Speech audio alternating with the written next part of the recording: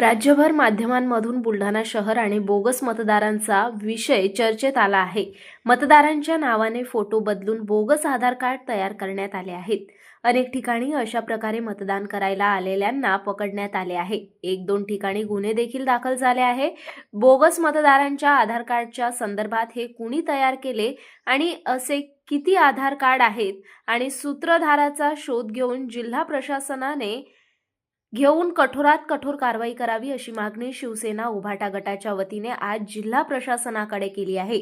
यावेळी शिवसेनेच्या राज्य प्रवक्ता जयश्री शेळके, जिल्हा प्रमुख जालिंदर बुधवत, सहसंपर्क प्रमुख DS लहाने यांच्यासह निवडणूक लढवणाऱ्या प्रमुख उमेदवारांनी आज अप्पर जिल्हा अधिकाऱ्यांची भेट घेऊन रीतसर तक्रार दिली आहे।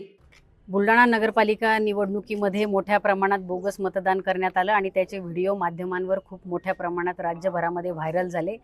त्यात काही ठिकाणी गुन्हे सुद्धा दाखल करण्यात आलेले आहेत। परंतु आमची आज शिवसेना उद्धव बाळासाहेब ठाकरे पक्षाच्या वतीने मागणी आहे की केवळ गुन्हे दाखल करून हे प्रकरण थांबत नाही, तर त्या आरोपींवर कठोरात कठोर कारवाई झाली पाहिजे। बोगस मतदार जे काही त्यांची ओळख पटवून त्याच्यावरही शिक्षा झाली पाहिजे आणि या बोगस मतदाराला मतदानासाठी प्रवृत्त करणारे, त्याला मदत करणारे, पळून जाण्यासाठी मदत करणारे यांच्यावरही कठोरात कठोर त्या ठिकाणी शिक्षा झाली पाहिजे। तसेच हे जे काही बोगस मतदार त्या ठिकाणी मतदान करत असताना आधार कार्ड, मतदान कार्ड हे मतदारांच्या नावाने बनवून आणतात।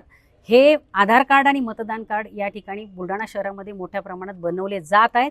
या बोगस सगळ्या प्रक्रियेवर आळा घालण्यासाठी या ठिकाणी कुठे हे बनवले जातात याचा सुद्धा शोध लावला पाहिजे आणि या सगळ्या एकूणच बोगस मतदान प्रक्रिया घडवणाऱ्याचा सूत्रधार कोण आहे त्याचा छडा लावून त्याच्यावर कठोर कारवाई झाली पाहिजे, ही आमची मागणी।